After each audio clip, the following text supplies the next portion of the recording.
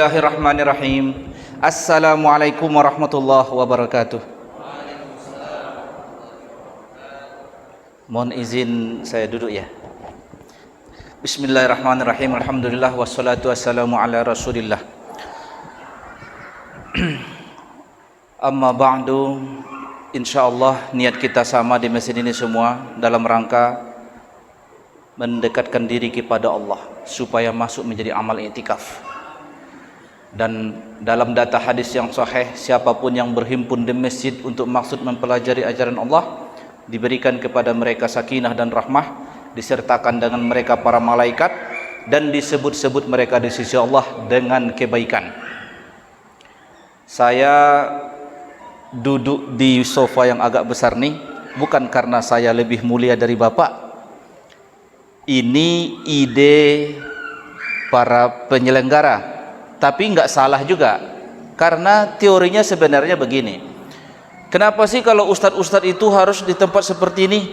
Kenapa sih ustadz-ustadz itu harus berpakaian agak beda dengan, bukan karena ingin memberikan kesan supaya ustadz itu kesannya agak soleh ketimbang yang lain, bukan itu tujuannya, tetapi karena berangkat dari etika moral. Nah, kita bicara etika dulu nih. Emang kalau kita membaca akhlak itu dari mana? Apa bedanya akhlak dengan adab? Nah, ini penting kita pahami dulu. Kalau akhlak itu di pikiran, berbasis ilmu. Sedangkan adab itu buah dari pikiran. Nah, kita sebagai muslim, dalam pikiran kita, kita memuliakan ilmu, memuliakan Al-Quran, memuliakan Nabi Muhammad. Dalam rangka memuliakan Al-Quran, dalam rangka memuliakan Nabi Muhammad, maka kita hormati ilmu. Sebenarnya gara-gara menghormati ilmu, makanya kita menghormati guru. Kalau enggak karena ilmu, kita enggak menghormati guru. Inilah etiknya, inilah yang disebut akhlak.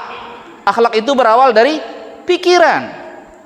Nah, adapun saya berpakaian pakai jas, pakai tutup kepala, yang kadang saya pakai jubah, itu karena adabnya. Nah, itu datang karena bentuk penghormatan kepada ilmu.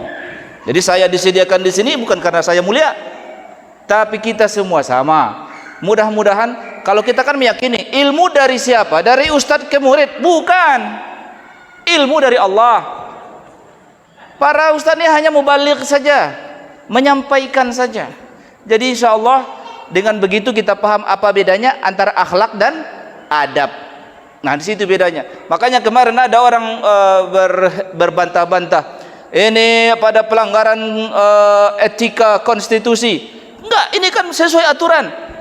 Tapi kan Anda melanggar etik. Mana yang etik? Dia berarti belum bisa membedakan antara etika dan peraturan. Etika itu lebih tinggi, akhlak itu lebih dalam, karena itu adalah penjiwaan dari ilmu, sedangkan hukum di bawahnya. Makanya ada kita bilang al-adabu fauqal ilmi. Artinya apa? Sangat tidak bernilai ilmu kalau tidak beradab. Nah, ini pembukaannya. Terus dalam rangka apa kita malam yang istimewa ini? Isra dan Mi'raj. Apanya lagi yang mau kita pelajari? Tiap tahun kita belajar Isra Mi'raj. Tak ada habis-habisnya kita belajar Isra Mi'raj. Gak ada habis-habisnya.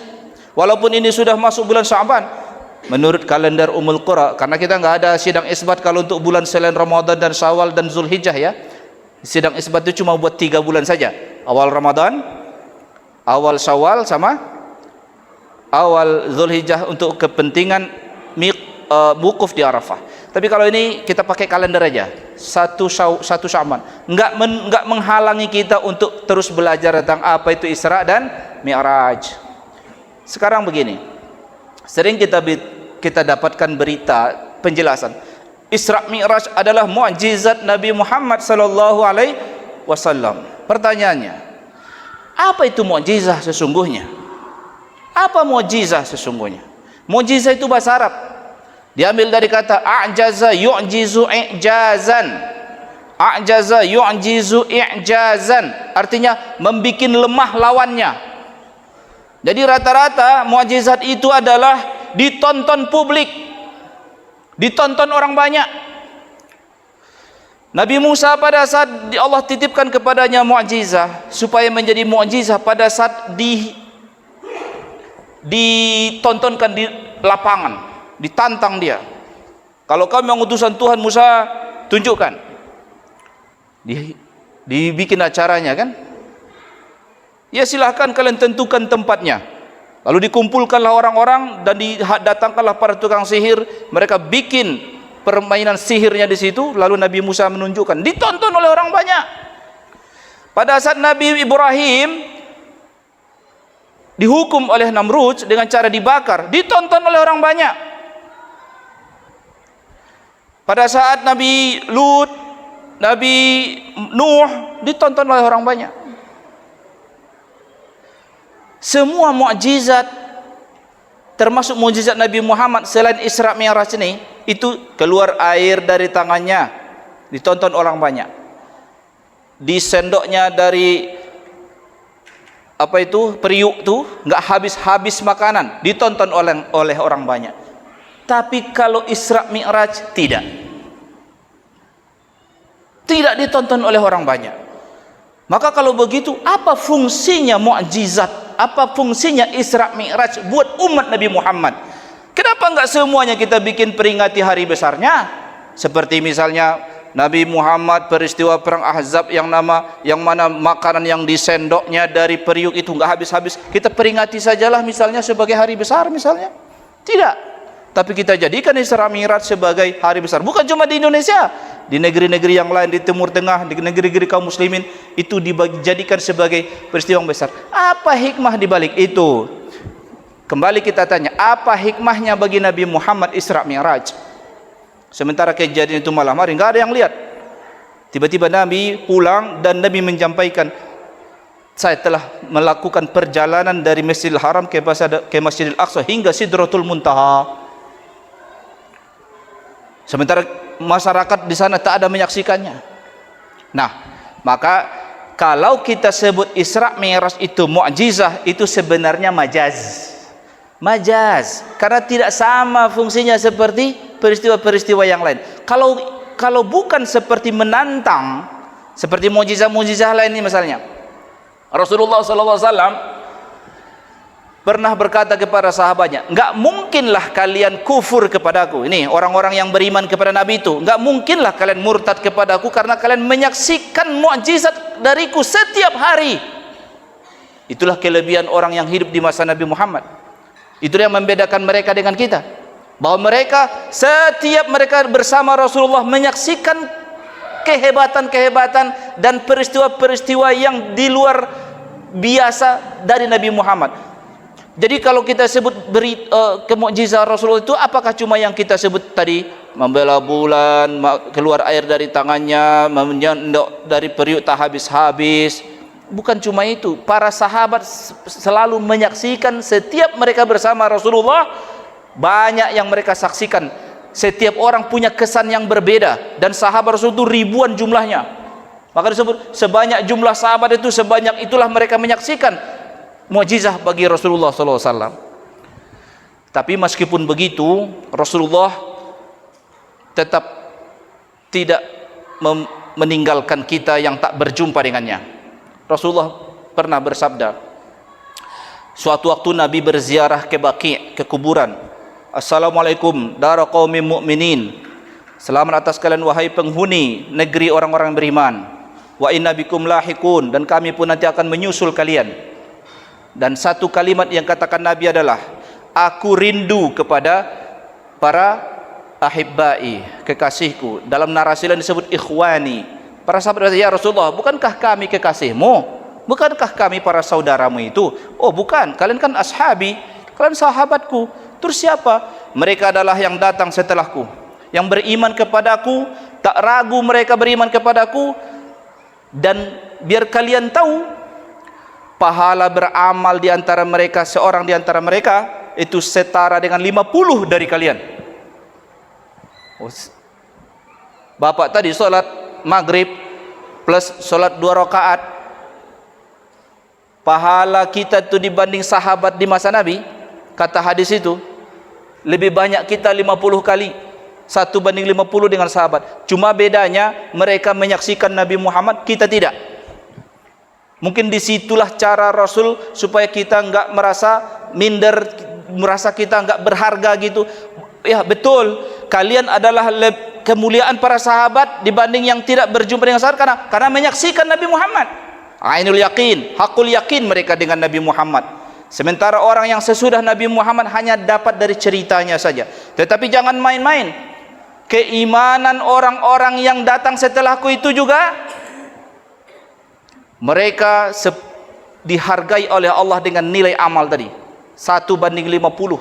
Meskipun begitu para sahabat bukan berarti kita bisa lebih baik dari para sahabat. Tetap para sahabat lebih baik. Kenapa? Karena mereka punya kelebihan menyaksikan langsung Nabi Muhammad SAW. Kalau kita, Rasulullah menghargai kita dengan apa? Orang yang hidup nanti setelah aku itu, mereka memegang agama ini seperti menggenggam bara api. Tidak main-main. Karena apa? Banyak penyerangnya, banyak penyerang keyakinan kita ini. Maka kalau ditanya apa hikmahnya yang paling utama dari memperingati Isra Mi'raj, jawabannya memperkokoh akidah kita, menegaskan terus bahwa kita adalah pengikut Nabi Muhammad, menegaskan terus bahwa akibat keimanan kita kepada Al-Quran, yang Al-Quran memberitakannya, subhanalladzi asra bi'abdihi lailan minal masjidil haram ilal masjidil aqsa alladzi barakna haulah.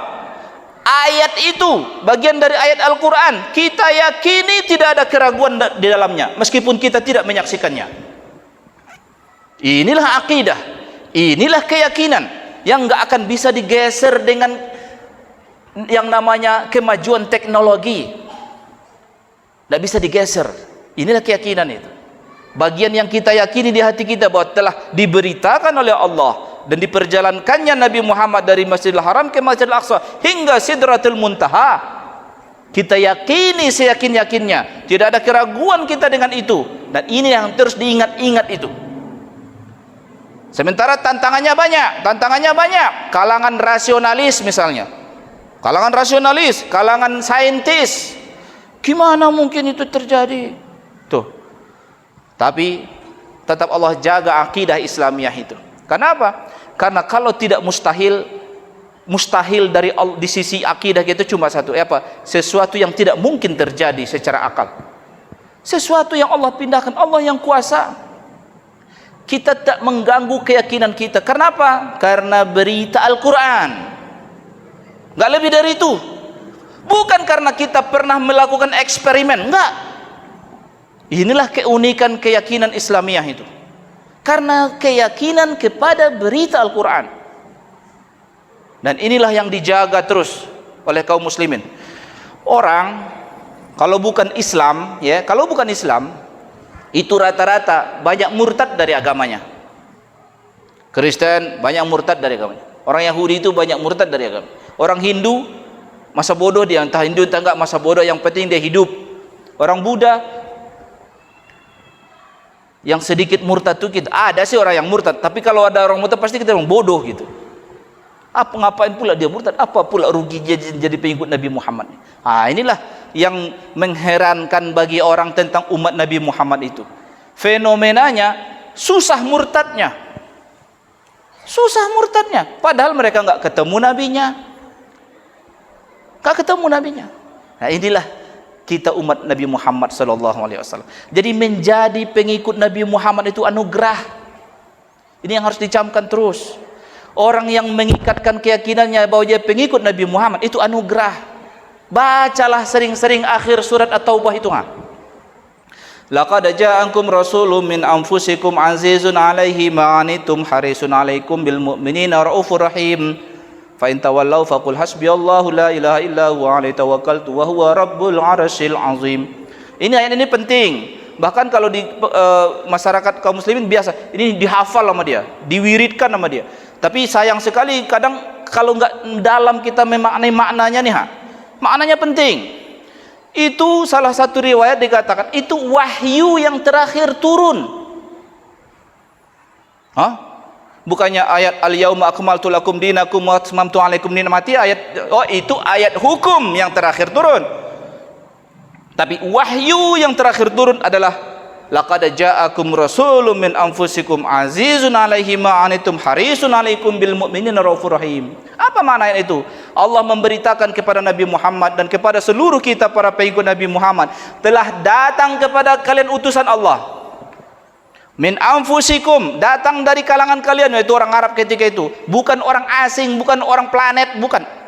Orang seperti kalian juga, yang sama seperti kalian, bisa merasa capek, merasa lapar, merasa sedih, merasa gembira, sama seperti kalian. Bukan malaikat, dia manusia seperti kalian.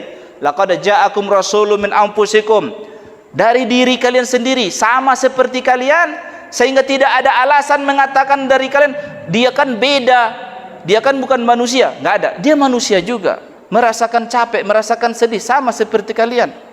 Laqad ja'akum rasulun min anfusikum azizun 'alaihi ma 'anittum, dia berat menanggung derita kalian.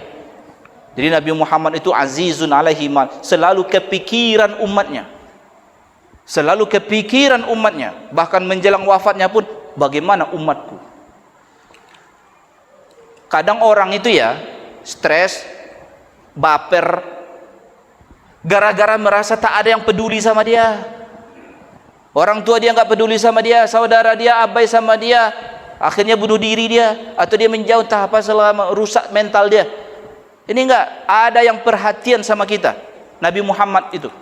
Jadi seteruk-teruknya hidup Bapak Ibu sekalian, seteruk-teruknya hidup, sebanyak-banyaknya musuh yang enggak suka sama kita, masih ada utusan Allah yang memperhatikan kita.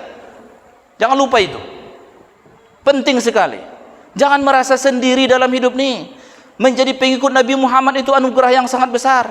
Nggak akan bisa digantikan dengan uang, jabatan, popularitas dan lain, nggak bisa. Menjadi pengikut Nabi Muhammad itu anugerah sudah. Azizun 'alaihi ma 'anittum harisun 'alaikum bil mu'minin. Ingin sekali dia kalian itu beriman. Sedih dia kalau kalian kufur. Sedih dia kalau kalian itu anti kepada Nabi Muhammad. Karena apa? Akulah jalan itu, sayang kalian.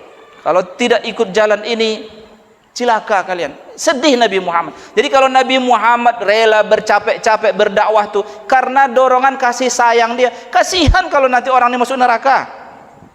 Bukan syukurin masuk neraka, enggak begitu. Enggak, kalau bisa jangan. Kalau bisa nanti diponis di pengadilan, selamat semua.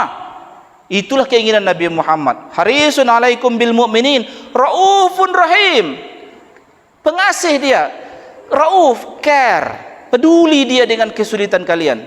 Kalau ada kesulitan, dicarinya jalan termudahnya. Rahim, mengerti dengan kekurangan kalian. Inilah rahmah. Rahim itu artinya sifat yang mengerti kekurangan orang lain. Jadi Nabi Muhammad itu rahim. Jadi disebut di situ 3 sifat. Laqad ja'akum rasulun min anfusikum azizun 'alaihi ma 'anittum harisun 'alaikum bil mu'minina raufur rahim. Kalau sudah begitu kehadiran Nabi Muhammad untuk kita, tapi mereka masih ogah juga, enggak mau menjadi follower Nabi Muhammad, Allah bilang di akhir ayat itu, fa in tawallau, kalau toh pada akhirnya mereka tetap memilih tidak menjadi followermu Muhammad, tetap memilih anti denganmu, faqul hasbiyallah, pasrahkan kepada Allah.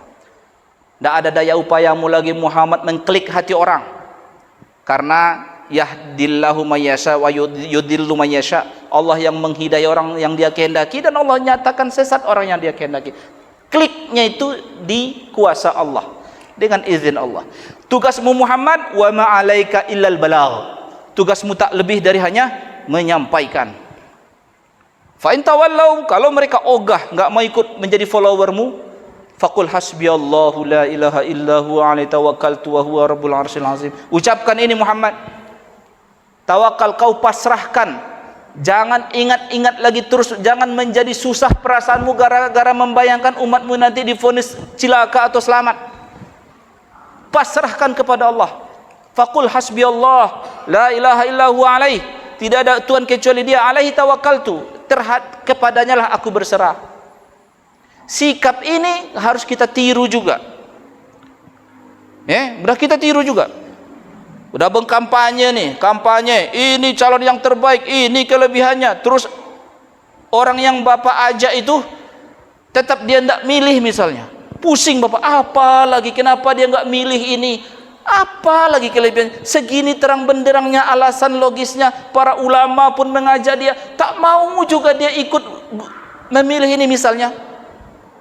Tawakal Allah.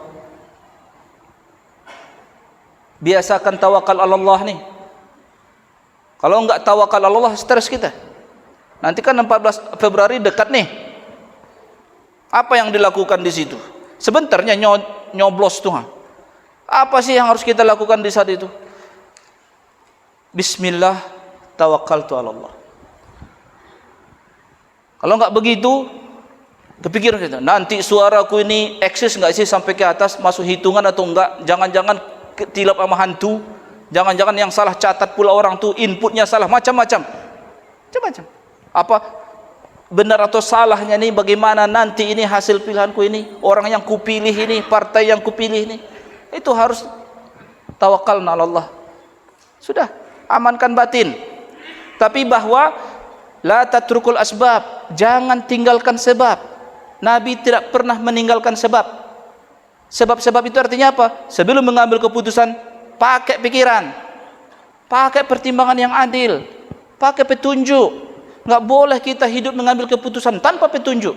Bahwa setelah mengambil keputusan, baru tawakal ala Allah.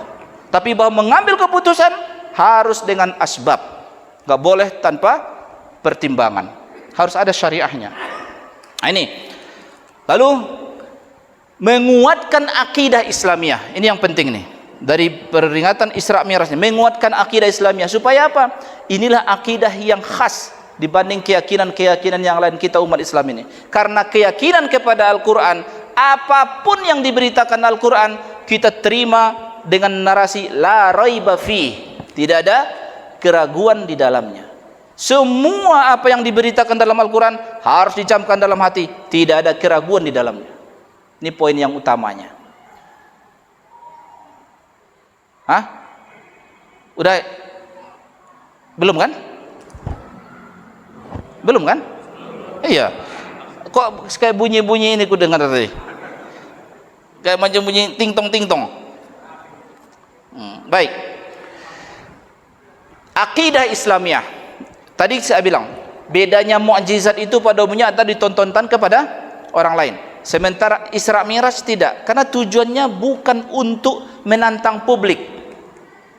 Beda kalau misalnya Al-Quran. Al-Quran itu disebut mukjizat paling tinggi, yang paling abadi. Sementara yang lain kita nggak tengok kan? Kalau keluarnya air dari jemari Nabi kita nggak saksikan. Sendok nasi tadi enggak kita. Nabi bicara sama batu, Nabi bicara sama hewan, enggak kita saksikan. Tapi sahabat waktu itu ada menyaksikan. Terus yang bisa kita saksikan dari mukjizat Nabi Muhammad satulah Al-Quran. Al-Quran disebut mukjizat. Kenapa? Karena kita ditantang untuk itu.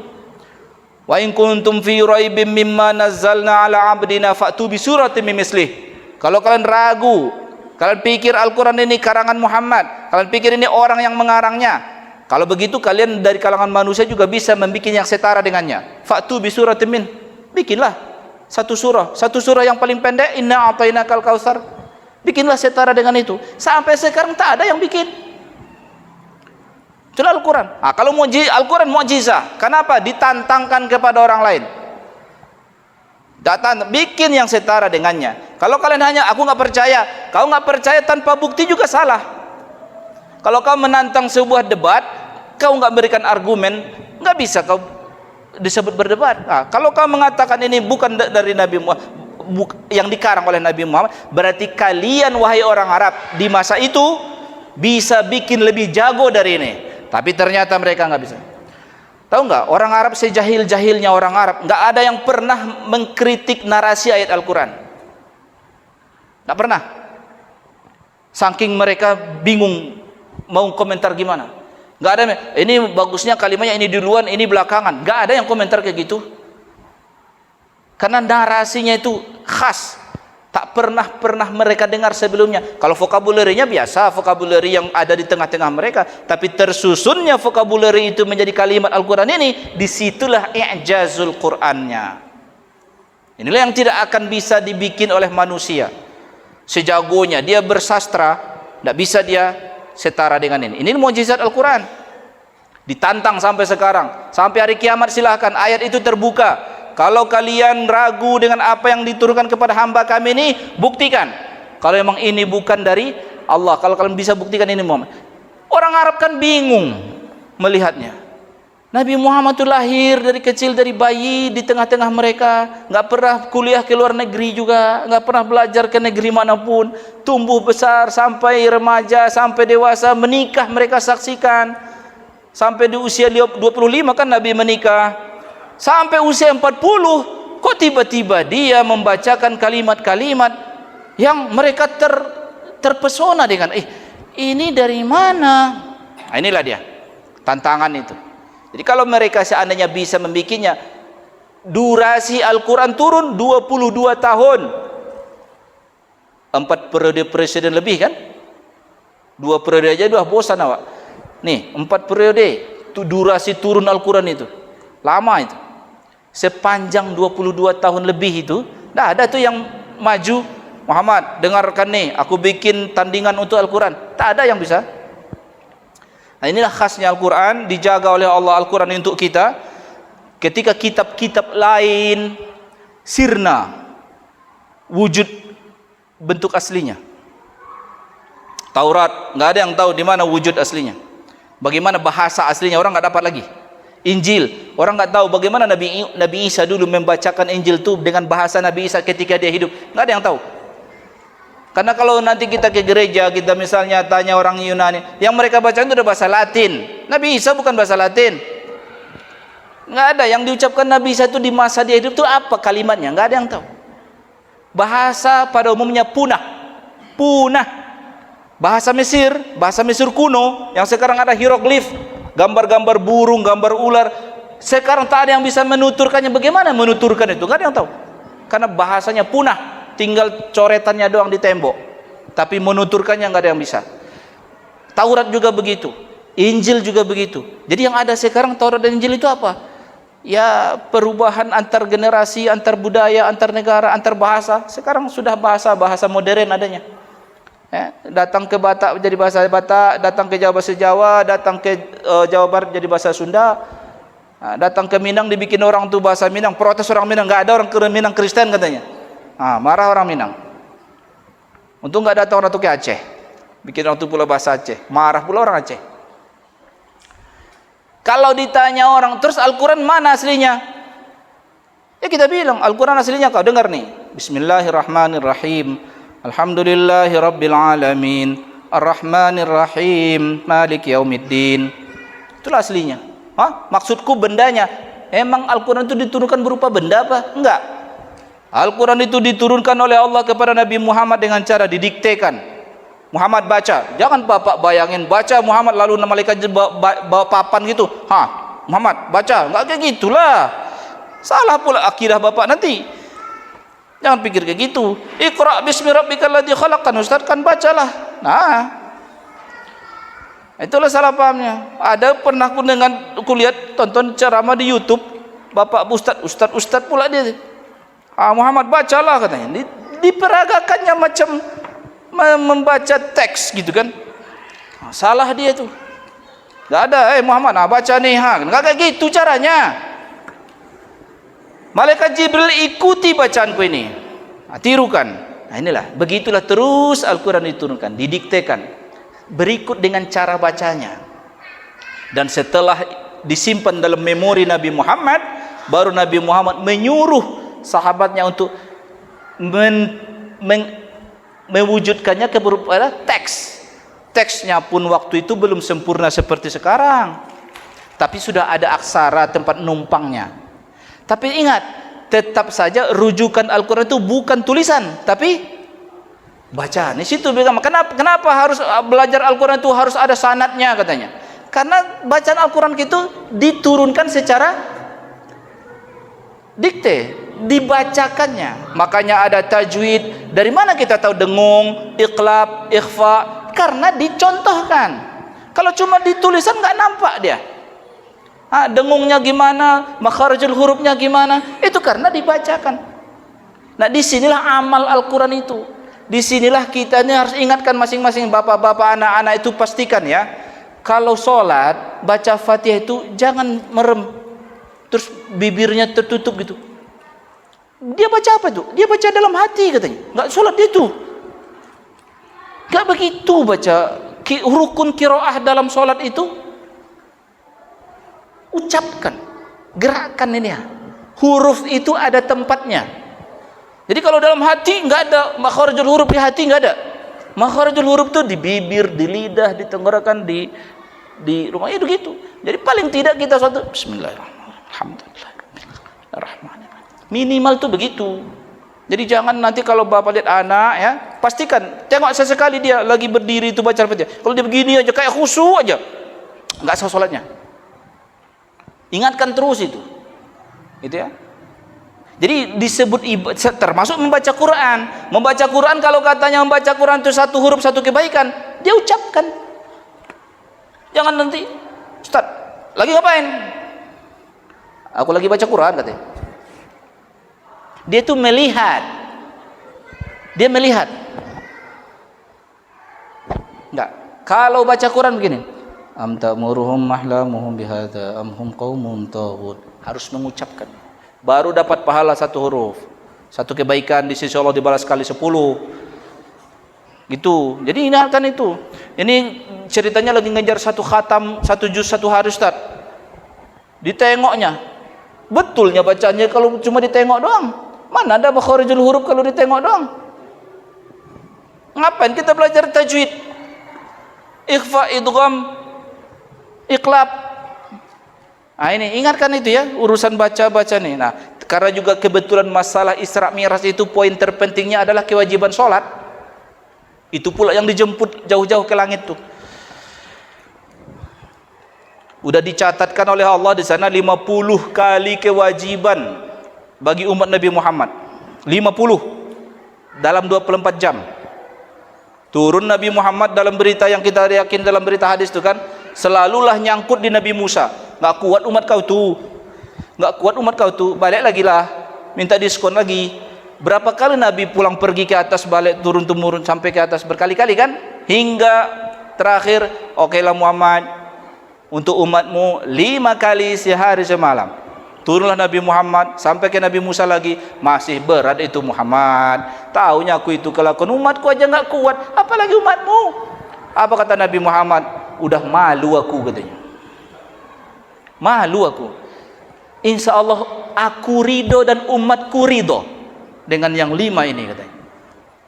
Maka terdengarlah suara dari langit, Muhammad, karena kau ridho dengan yang 5 ini, yang dicatat di awal enggak dihapus, tetap dianggap 50. Maka bersesuaianlah dengan berita Al-Quran bahwa kebaikan itu mislu asyri amsalihah, 1 banding 10. Tetap kita dinilai sayang betul Allah sama kita. Minimal loh itu 50. Itu minimal. Ingat, minimal. Janji Allah itu diberitakan baik dalam Al-Quran atau di hadis. Minimal. Bisa nggak kita minta lebih? Itu minimal kan? Bisa nggak kita minta lebih? Allah berfirman dalam Al-Quran, was'alullaha min fadlih. Silahkan minta bonus sama Allah. Ibarat gaji sebulan sekian katanya. Udah? Kalau pemberi kerjanya baik hati, bisa saja kan, apa salahnya dia menghalangi untuk ngasih bonus kan? Kalau banyak stok dia pasti dikasihnya kalau dia orang baik. Nah, Allah Subhanahu wa taala yang kita sembah nih Dzul Fadlil Azim, pemilik cadangan bonus yang tak terhingga. Minta lebih. Itulah perintah Allah buat kita. Jadi jangan ragu minta lebih. Berdoa itu sama Allah nggak boleh tanggung-tanggung, minta banyak-banyak. Makanya kalau misalnya ada amalan kaum muslimin itu begini, berkumpul tahlilan, tahtim, kumpul doa gitu kan. Lalu bahasa kita kan kita kirim pahala. Sebenarnya apa sih teorinya biar kita pahami masalah seperti itu? Itu masuk dalam prinsip wallahu dzul fadlil azim. Allah pemilik bonus yang besar. Pemilik bonus yang besar. Teorinya gimana sih sebenarnya? Kalau kita datang berkumpul berzikir, baca Yasin, baca Al-Fatihah, baca Qulhu, baca Qul a'udzu birabbil falaq dan Qul bin nas, bersolawat, bertahlil, berzikir la ilaha illallah sekian kali, habis itu kalau ditanya, itu amal siapa? Jawabnya amal yang hadir tuh. Ada enggak pahalanya? Ya diberitakan Al-Qur'an bahwa membaca Al-Qur'an itu dijanjikan pahalanya, dalam hadis juga diberitakan. Wazkurullaha zikran katsira, sebutlah Allah sebanyak-banyaknya. Kita amalkan. Kalau ditanya amal siapa itu? Amal kita. Ada pahalanya enggak dijanjikan oleh Allah? Ada. Terus apa hubungannya dengan orang yang kita niatkan bahwa mereka, oh itu nanti di imamnya itu berdoa. Imamnya ini akan berdoa. Apa kata doa imam ini? Ya Allah, dari kebaikan yang engkau janjikan kepada kami dari baca surah Yasin, kebaikan yang engkau janjikan untuk kami dari baca surah Qul huwallahu ahad, Qul a'udzu birabbil falaq, Qul a'udzu birabbin nas, dari bacaan tahlil, zikir kami, dari bacaan takhtim ayat-ayat pendek yang kami baca, tolong gandakan pahalanya. Dah, habis itu sebesar pahala yang engkau janjikan untuk kami, tolong berikan juga copy paste sebesar itu untuk orang yang kami maksudkan kami berkumpul di sini gara-gara dia, yaitu ila ruhi ini, ruh ini, ruh ini, ruh ini. Disebutnya banyak pula. Kalau disebut satu-satu nama ayah dia senanglah pula dia kan. Alhamdulillah. Habis itu enggak tanggung-tanggung lagi. Karena enggak bisa disebut semuanya, orang-orang lain juga bapak-bapaknya enggak disebut namanya sekaligus kepada ayah kami dan orang tua kami semua, kakek kami dan guru-guru kami, kepada semua yang beriman dan gitu. Pertanyaannya, kira-kira kalau kita doakan begitu, kira-kira stok Allah habis enggak untuk membagi pahalanya? Habis enggak kira-kira stok Allah itu? Berarti benar akidah Bapak. Karena kalau Bapak mikir berkurangnya itu, nanti stoknya habis macam mana? Itu berarti salah paham dia tentang Tuhannya. Allah itu Dzul Fadlil Azim, pemilik karunia yang besar. Nah, karunia yang terbesar itu karena apa?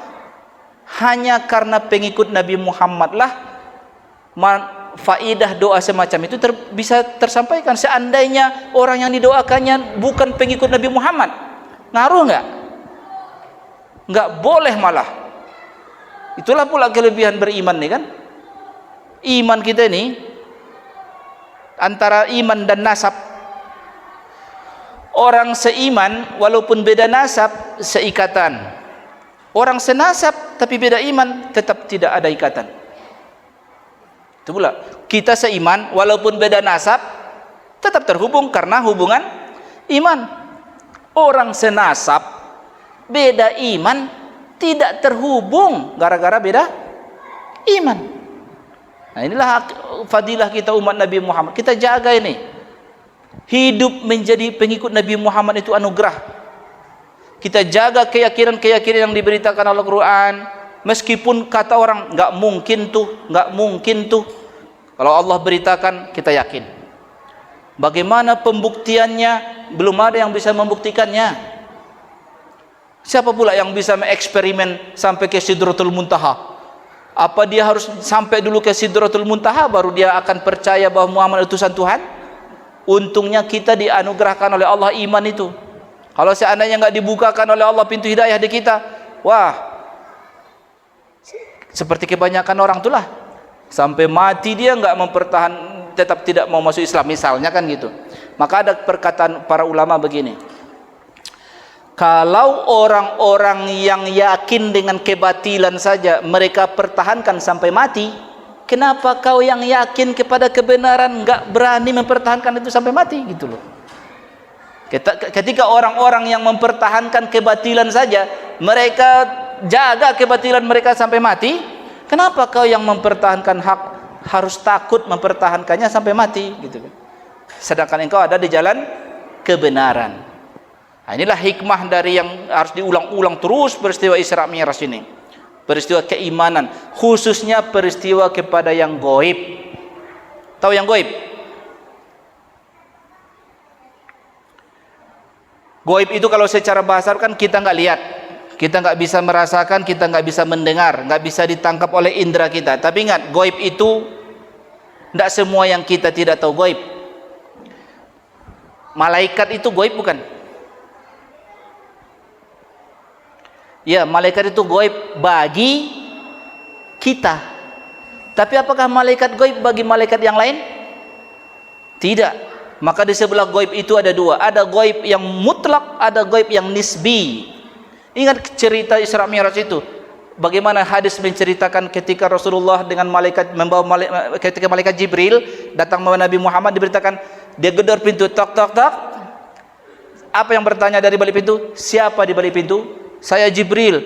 Siapa bersamamu? Muhammad. Kok bisa nanya dia? Berarti dia nggak tahu kan?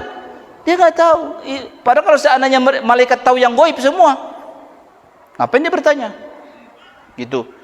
Inilah keimanan kepada yang gaib. Jin bagi kita yakin karena berita Al-Quran. Tapi apakah jin bagi jin gaib? Tidak. Mereka syahadah, mereka menyaksikannya. Oleh karena itu, lalu yang gaib yang hakiki itu apa? Yang gaib yang hakiki itu apa yang diberitakan dalam Al-Quran, yaitu innallaha indahu ilmus sa'ah. Sesungguhnya Allah itu di sisinya informasi tentang kapan hari berbangkit itu. Itu cari di surah Luqman ya. Nanti lengkapnya cari di surah Luqman. Innallaha indahu ilmus sa'ah wa ma Innallaha indahu ilmus sa'ah wa yunazzilu al-ghais, menurunkan hujan, wa ya'lamu ma fil arham, Allah yang tahu hakikat dalam rahim perempuan, nanti bakal laki atau perempuan, nanti mirip bapak atau mirip ibunya, bagaimana panjang umurnya atau pendek. Wa ma tadri nafsun maza taksibu goda, orang tak tahu dia akan memperoleh apa besok dari usahanya sekarang, termasuk investasi. Wa ma tadri nafsun bi ayyi ardin tamut, dan tak ada orang yang tahu di bumi mana dia akan mati. Inilah 5 perkara gaib yang hanya Allah yang tahu, bahkan malaikat pun tak tahu. Dan tahu nggak urusan kita beriman kepada yang gaib ini? Cemas.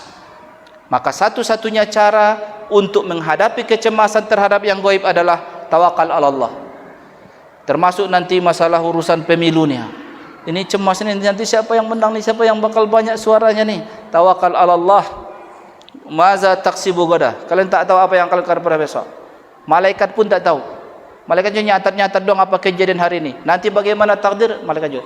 Ingat hadis Rasulullah ketika bertanya, malaikat datang kepada yang berbaju putih, Muhammad, kapan hari kiamat? Taklah yang kau tanya lebih tahu dari yang tanya. Oh, kalau kau tak tahu kapan, kasih tahu aku tanda-tandanya. Nah, tanda-tandanya bisa. Tapi kalau kapan persisnya enggak ada. Kapan mati, malaikat pun enggak tahu. Dia tinggal melaksanakan perintah saja. Allah perintahkan, ini ada ajalnya, ada dekat tuh, jemput. Jemput sama dia. Gitu ya? Itu yang gaib hakiki, hanya Allah yang tahu. Selain itu gaib nisbi namanya. Gaib nisbi artinya tidak tahu oleh sebagian tapi diketahui oleh sebagian yang lain. Itu tadi bunyi bukan? Udah bunyi. Jadi kalau udah bunyi, apa yang harus kita lakukan? Kita selesai. Ingat pesan terakhirnya apa? Jaga akidah. Satu-satunya yang paling pantas kita ingat menjelang mati adalah